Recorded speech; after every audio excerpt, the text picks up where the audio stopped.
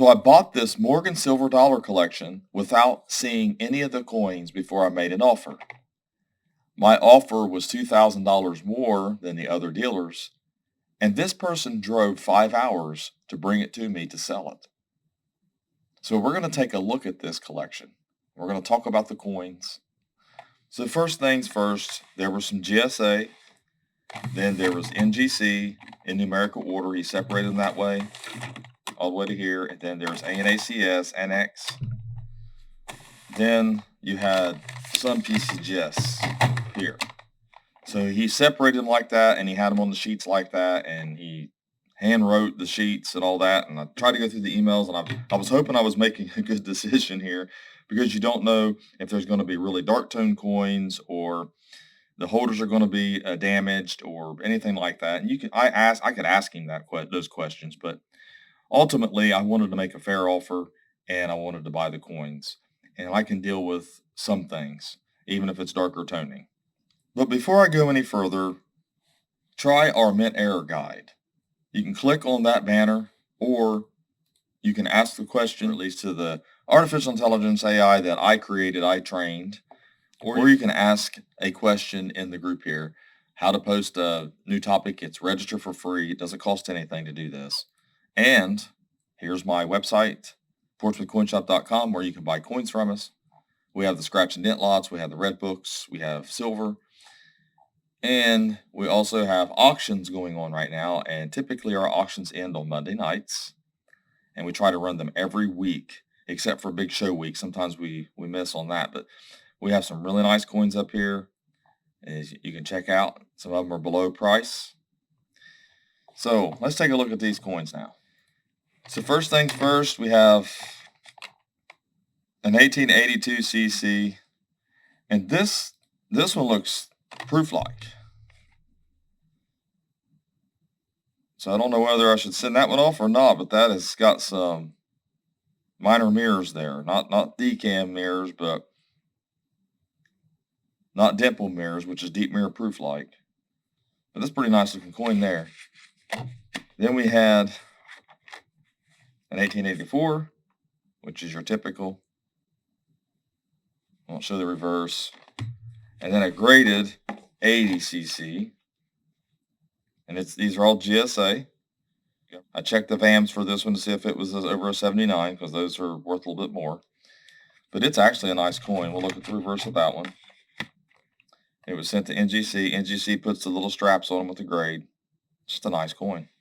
It really is. And then we have the NGC we'll look at here. 78S, Mint-State 64.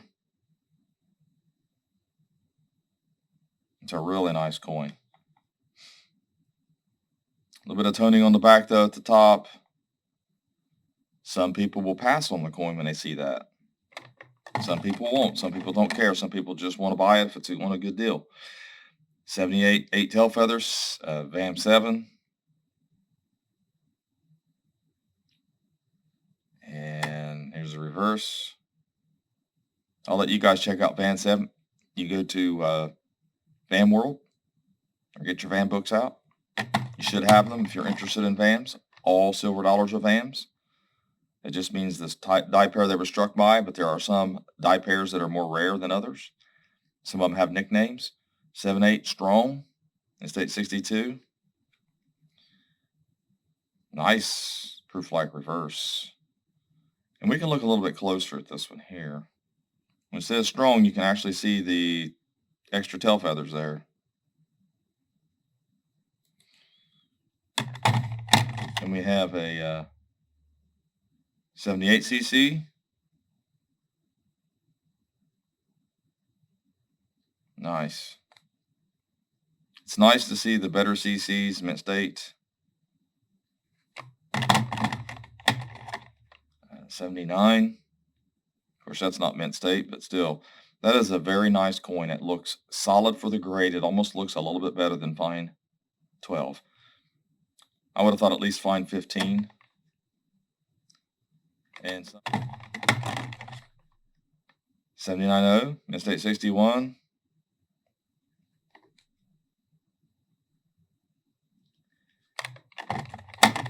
Fortunately, silver doesn't affect these too much whenever they're graded. Now, the common stuff it does. 1980 Mid-State 62. And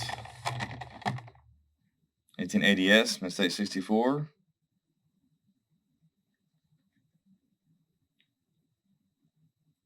And what I noticed when I was going through these to double check, there is a chip right here. So that's a bad mark for the holder itself. 81cc Mid-State 64. But a coin like this is just, can't find flaws on a 63 that looks like this. 81cc, it's really nice.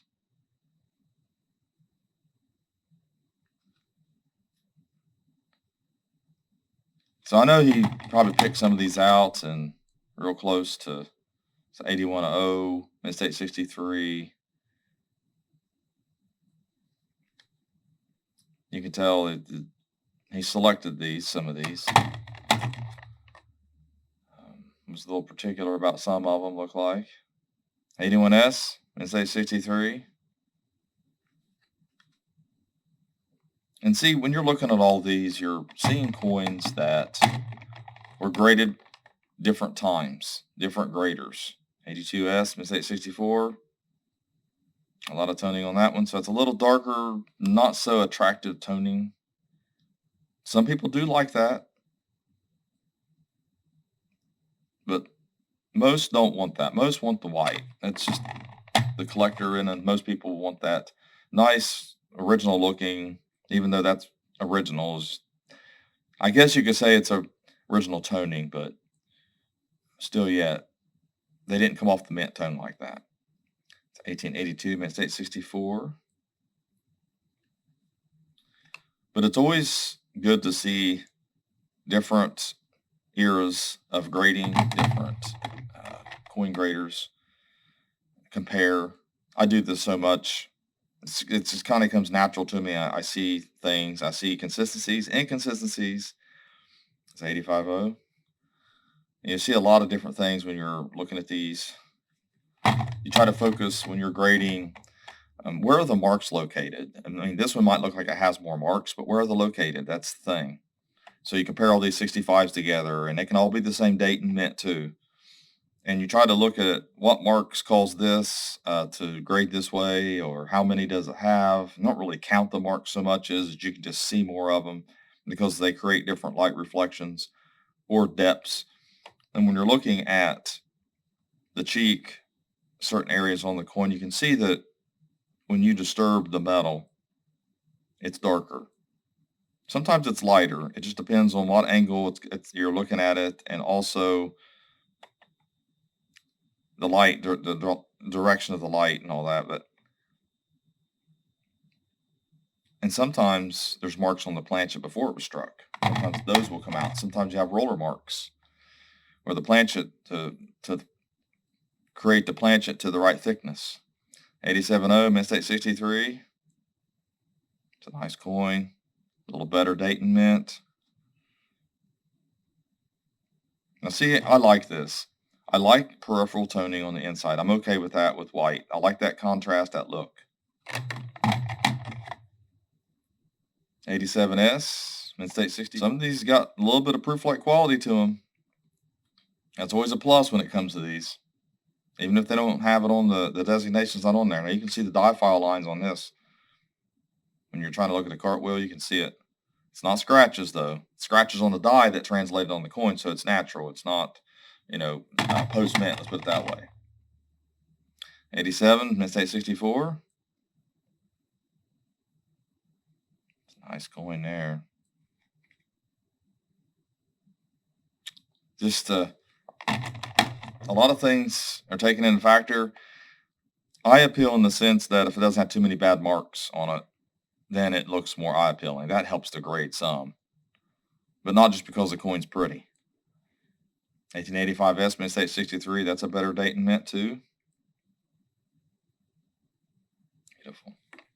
And when you're buying these, they're graded, so you can pretty much pick gray sheet, go back a little bit on it. 10%, sometimes 20, just depends. On the better dates, sometimes you can pay gray sheet. 85cc Mid-State 64. but it's on a coin by coin basis when it comes to a dealer. I have to be mindful. I have to nitpick. It's not just to downgrade everybody's coins, but you have to make sure that's something that you can sell as it is. How much you're going to sell it for? That kind of thing. Do you have demand for it already? Do you have to put up on your site? Do you have to take pictures of it? All that comes into play. 64.83. It's very important.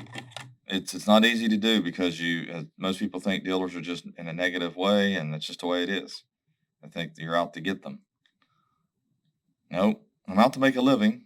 Some are out to get you. Some of them are out to take advantage of you. There's always those kind of people, and they're in any business. Kind of like that tuning on that one. It's 90S. It's just a little beat up for me. That's why I'm talking about.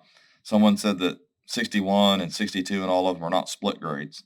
Well, I call them that because they're grades in between 60 and 63. 63 is a very common grade to use. AE58 is a very common grade to use.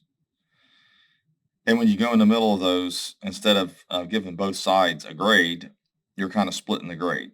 That's why I call it that. But anyways, doesn't matter. Don't have to be right every time, but 91S, AE58. And it's good to buy AE58s. And you study them and study them and study them and compare them to 60s, compare them to 62s and 3s, compare them to AE55s. And you learn to grade a little bit like that. That's one of the harder areas to grade is the slider area. And a slider is a coin that's AE58, 59, or maybe 60, depending on a missing luster or a little bit of wear on the high points. 92cc, extra fine 40. I've seen some graded 63 that should have been AE58. That's my opinion, though. I could be wrong. But I do this a lot, so, and it's a nice one here. I do it a lot, though, so I'm kind of confident in my ability, but I'm not overconfident. 96, Miss 864. But I'm confident enough after 25 years of submitting coins to the grading services that I've got a pretty good grasp on it. I have a pretty good turnaround on my grades, so pretty good luck with getting the good grades that I need. 96S, very fine 25. But I have a larger volume of coins to choose from than the average person. People that are sending 5 or 10 coins for the first time or sending 5 or 10 coins out once a year, they're not going through the coins that I'm going through. So you don't have the pool of coins that I do. So when I submit, and plus my experience on top of it, I'm more than likely going to get better grades, not because they like me, not because I have a YouTube channel that talks about PCGS and advertises NGC and Annex and all that. By proxy, I'm not doing it on purpose, but it just happens to be there in these holders. So you hear about these grading companies a lot. I'm not getting the better grades because of that. I'm getting the better grades because of the skill, experience, and the larger pool of coins that I get to go through and the amount of coins I sent off versus most average person. Most average people, let's put it that way. 1897S, Miss 863. And that's just the way it works. I mean, it's not, a conspiracy theory to give friends and family better grades or the better dealers better grades. It's not. I'm not saying it never happens whatsoever, but it appears it happens more than it does. I'm trying to find the scenarios anymore. I mean, back in the day maybe, but scenarios anymore where a company like PCGS is owned by a conglomerate, where there's any buddies there that's like, oh, hey, wink, wink, I'll give you this grade. I mean, it's just, it wouldn't be good for business for one thing, and more than one person is supposed to be grading your coins. So to do that, you're going to have all the employees get together on it. I mean, they're all going to have to agree on it, that we're not going to talk about it afterwards. You're going to have people signing disclosure agreements. And you mean to tell me there's not going to be one whistleblower after all these years to say, yes, that's what they do at these grading companies? I mean, you would think there'd be at least a whistleblower. I mean, if there could be whistleblowers for the government, they're not afraid to do it there. They wouldn't be afraid to whistleblow on PCGS or NGC. There's protections for that. So if you are a former grader and you have some facts that you can put out there, put it out there. Let everybody know. Is it talk behind the scenes that you know who they are? Because I've heard they don't know. They might recognize some names, but they really don't know the person personally to actually give them a better grade because they're a name in the industry. Like I said, I'm not saying it can't happen or never has, but I don't think that's a common practice. See here, VAM 7, hit list 40, 1880. That's what you want to see. Hit list and nicknames. That's what you want to see on these VAMs. When you start seeing that, then the value does start to add to it. But most of your VAMs, it's not. 1881, Mint State 61. Now see the Annex coins? I feel they're graded accurately, but the problem is they bring a lower premium than the NGC. But I bought them the same. I paid the same. I did not penalize it because they were in Annex holders. And I didn't penalize any coins because they had a little bit of this oddball toning here and there that's kind of unsightly, or because there was any chips in the holders. I could have. I didn't. It's just, it'll come out in the wash. That's the way I look at it. It's okay. I don't have to worry about one coin or two coins. That's what a lot of people worry about. I've had people want me to itemize every single coin to make sure they're not losing money on one coin. But if you're making money on all of them together as a whole, what do you have in the whole entire collection? If you've got, $1,000 in your collection and a dealer offers you $1,200, but one of the coins he's offering you less on than you paid for it, who cares? At least you're making $200. That's the way I look at it. 89cc. These are very hard to find problem-free. And you see this one here. Now this one looks like it's overgraded. It looks like a very good 10. Because when you compare this to the NGC fine here, these together, this is either undergraded, which I think this is undergraded. This one, I don't know, still I think it's a little overgraded. But this is the problem you run into. There's a big difference in value here. And when you're buying sight unseen, or someone comes in with this holder label and they're like, look, I paid this much for it, man. You're offering me this much, trying to tell me it ain't the grade. Well, what do you tell them? This is a perfect example of that. This is a video in and of itself, these two coins right here, graded by two different grading companies, graded the same grade, even though they're different, values, but these both of these are different. There's big differences in the points in these. We can look at that one day. Maybe I'll do a video on these two coins. That's notable, and that's very difficult to buy because if you look at this and say, I'm not going to pay a very good price for that, I'm sorry. They're going to be like, no, man, I paid this much for it. No way. You're trying to get one over on me and walk out. It's not the truth. That looks different than that grade. That causes the confusion. 18990, Mint State 63. Man, that's a nice coin right there. That's got the eye appeal. That's nice. I'm going to go with the PCGS 79S, Mint State 65. Well, that is nice.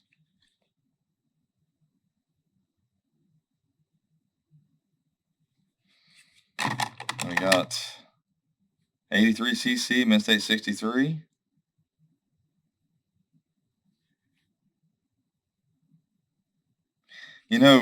That's one of the things when it comes to buying graded coins, you see that kind of stuff all the time.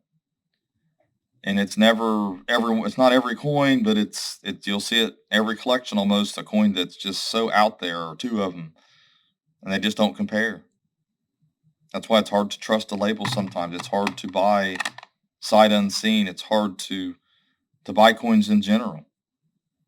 You get a bad rap whenever you start talking about people who've put this amount of money in it and it's probably worth a grade below money.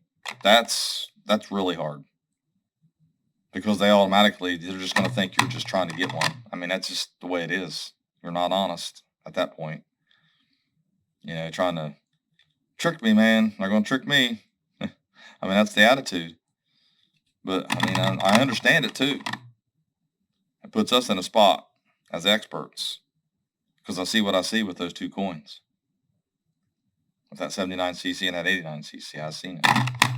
Anyway, 88, Mint State 64, CAC. See me, CAC thought it was, but it looks a little rough on the cheek there, but, have to look at the reverse too. Look at the edge. Got three sides to a coin to grade. 89, Mint State 63. Back of that's a little unattractive. Regardless, some people like it, most people don't. You gotta consider that. 1890, Miss 863. And it's not justifying paying people less either. You hear that a lot too. Perceptions are sometimes horrible because people's perceptions are wrong. Based off of 1890. It's an odd looking tuning there, a little oxidation. Let's say 63. But unfortunately, some people's pools of experience are very small. They have a bad experience or two, and then they kind of define it for everyone else, which is not fair. 1895 very fine 30.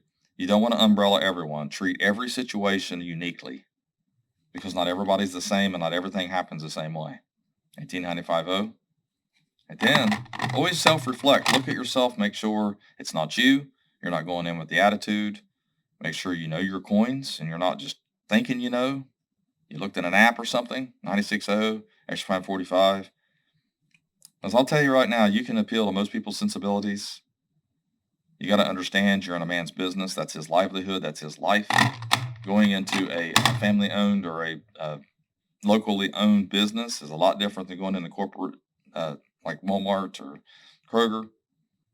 Because that guy there has done everything that he can to make a living and to build that business. And, sometimes they had help. Sometimes they inherited it. But like me, I built from nothing. I was flat broke, guys. I'm telling you right now. 98.0, it's 865. I was in debt. My story one of these days, I'll tell it. This is nice. I like this coin. It's just very difficult to talk about some of the things that you're kind of ashamed of some things, Not that I stole or anything like that. That's not what I mean. It's just, where you've come from. Some of the things that happen in your life. It's just, yeah. You don't want to hurt people's feelings. You don't want to put people out there that hurt you, did things to you. 1910, Miss 864. I wasn't born with this coin shop. I built it. I built it from basically nothing, just having the setup here. 1902, Miss 862. I started out as an employee to get it started. Bought it out from my boss with a partner. Bought out my partner.